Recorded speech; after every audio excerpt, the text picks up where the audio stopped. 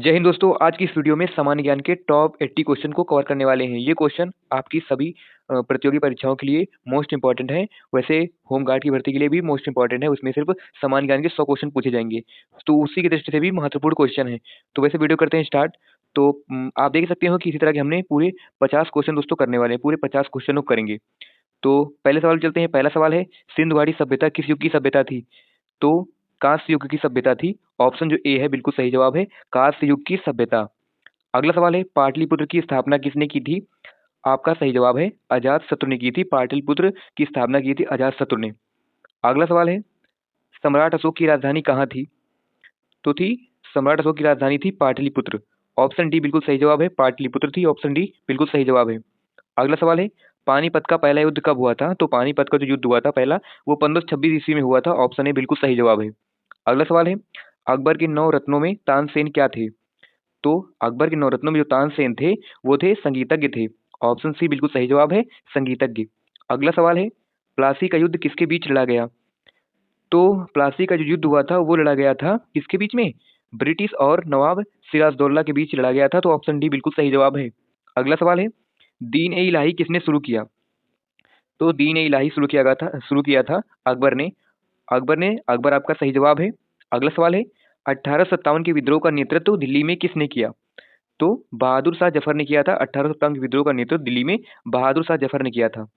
अगला सवाल है, आर्य समाज की स्थापना किसने की? सही जवाब है, दयानंद सरस्वती ने की थी आर्य समाज की स्थापना, दयानंद सरस्वती। और दोस्तों आज की इस वीडियो में हम पूरे 80 क्वेश्चन को कवर करेंगे जो कि मोस्ट इंपॉर्टेंट हैं। चलते हैं अगले सवाल पे। महात्मा गांधी भारत कब लौटे? तो महात्मा गांधी भारत लौटे थे 1915 में। ऑप्शन सी बिल्कुल सही जवाब है, 1915 में लौटे थे। अगला सवाल है, जलियांवाला बाग हत्याकांड कब हुआ था? तो सही जवाब है, जलियांवाला बाग हत्याकांड हुआ था 13 अप्रैल 1919 को हुआ था। ऑप्शन सी बिल्कुल सही जवाब है। अगला सवाल है, दांडी मार्च किस वर्ष हुआ था? तो दांडी मार्च जो हुआ था वो हुआ था 1930 ईस्वी में हुआ था। ऑप्शन बी बिल्कुल सही जवाब है। अगला सवाल है, भारतीय राष्ट्रीय कांग्रेस की स्थापना कब हुई थी? तो भारतीय राष्ट्रीय कांग्रेस की स्थापना हुई थी 1885 ईस्वी में। ऑप्शन सी बिल्कुल सही जवाब है। अगला सवाल है, जल प्रवाह सिद्धांत किसने दिया? तो सही जवाब हो जाएगा, जल प्रवाह सिद्धांत दिया था लॉर्ड डलहौजी ने। ऑप्शन डी बिल्कुल सही जवाब है।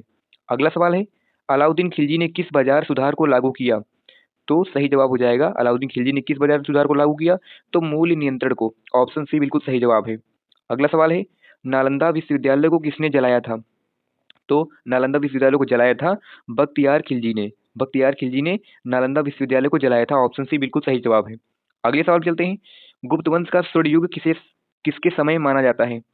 तो गुप्त वंश का स्वर्ण युग माना जाता है चंद्रगुप्त द्वितीय के समय को माना जाता है। ऑप्शन सी बिल्कुल सही जवाब है। अगला सवाल है, शिवाजी का राज्याभिषेक कब हुआ था? तो शिवाजी का राज्याभिषेक हुआ था 1674 ईस्वी में। ऑप्शन बी बिल्कुल सही जवाब है। अगला सवाल है, स्वदेशी आंदोलन कब शुरू हुआ? तो स्वदेशी आंदोलन जो शुरू हुआ था वो 1905 ईस्वी में हुआ था। ऑप्शन सी बिल्कुल सही जवाब है। अगला सवाल है, नव भारत पत्रिका किसने शुरू की थी? तो नव भारत जो पत्रिका थी वो हमारे पंडित जवाहरलाल नेहरू ने शुरू की थी, जो कि भारत के पहले प्रधानमंत्री थे। ठीक है, अगले क्वेश्चन में चलते हैं। अगला सवाल है, आजाद हिंद फौज किसने बनाई? तो आजाद हिंद फौज सुभाष चंद्र बोस ने बनाई। ऑप्शन बी बिल्कुल सही जवाब है। अगला सवाल है, मुगल वंश की स्थापना किसने की? तो मुगल वंश की स्थापना की थी अकबर ने। मुगल वंश की स्थापना किसने की थी? बाबर ने की थी। मुगल वंश की स्थापना बाबर ने की थी। ऑप्शन ए बिल्कुल सही जवाब है। अगला सवाल है, रेशम मार्ग किससे जुड़ा हुआ है? तो रेशम मार्ग जुड़ा हुआ है भारत और चीन से। रेशम मार्ग की बात की जाए तो भारत चीन से जुड़ा हुआ है। ऑप्शन बी बिल्कुल सही जवाब है। अगला सवाल है, लॉर्ड कर्जन के समय क्या हुआ? लॉर्ड कर्जन के समय हुआ था बंगाल का विभाजन। ऑप्शन बी बिल्कुल सही जवाब है।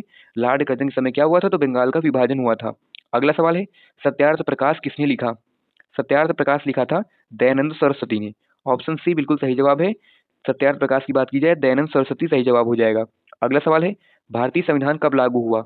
तो भारतीय संविधान लागू हुआ था 26 जनवरी 1950 को। तो ऑप्शन बी बिल्कुल सही जवाब है।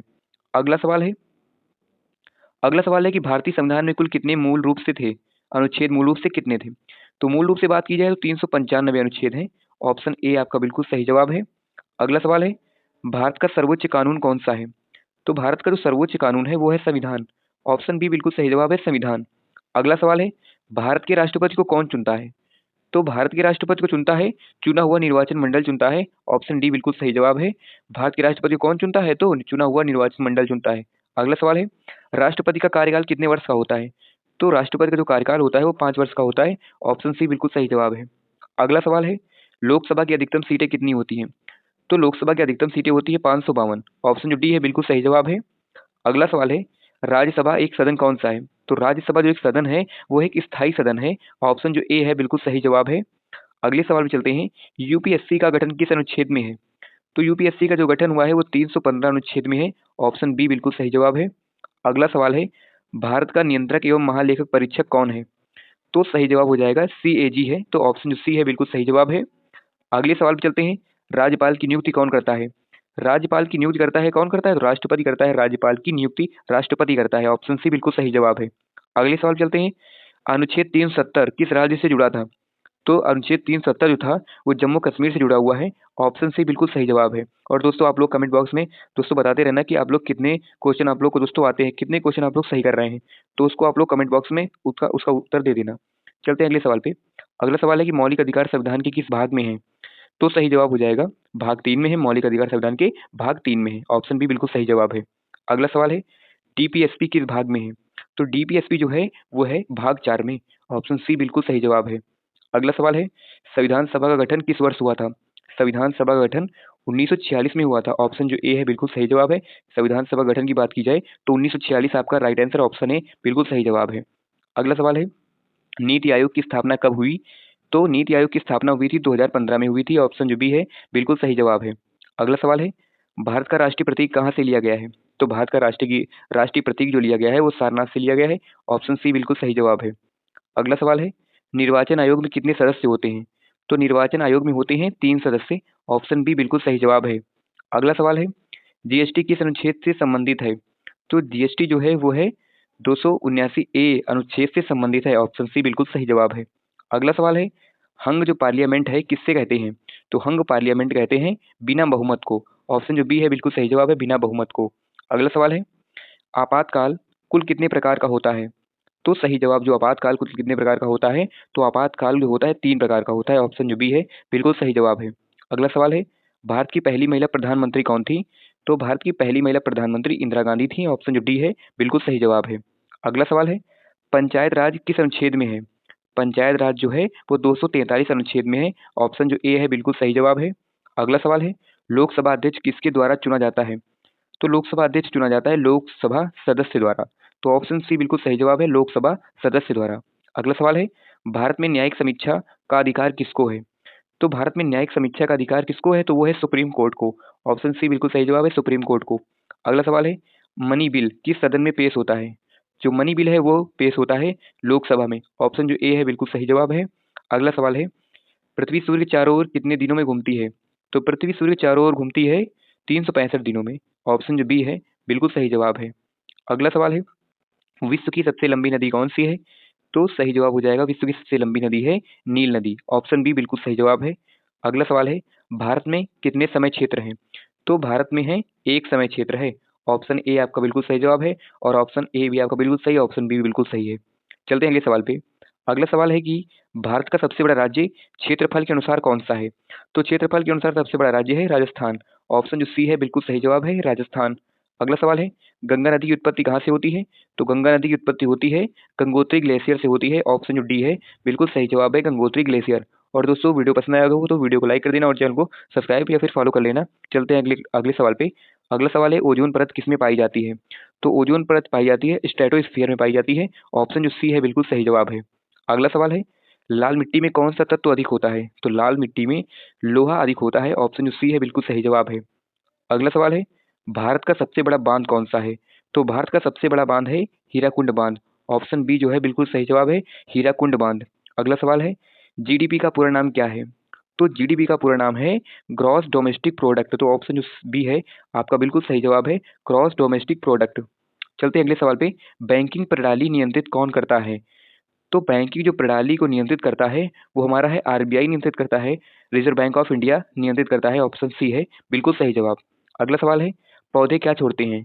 तो पौधे छोड़ते हैं ऑक्सीजन और ग्रहण क्या करते हैं? Carbon dioxide. तो पौधे ऑक्सीजन छोड़ते हैं, तो ऑप्शन बी बिल्कुल सही जवाब है। अगला सवाल है, मनुष्य के शरीर का नियंत्रण किस अंग से होता है? तो मनुष्य के शरीर का नियंत्रण जो होता है वो मस्तिष्क से होता है। ऑप्शन डी बिल्कुल सही जवाब है, मस्तिष्क से होता है। चलते हैं अगले सवाल पे। अगला सवाल है कि डीएनए की संरचना कैसी होती है? तो डीएनए की संरचना होती है डबल हेलिक्स होती है। तो ऑप्शन जो बी है बिल्कुल सही जवाब है, डबल हेलिक्स। अगला सवाल है आरबीसी का जीवन काल कितने दिन का होता है?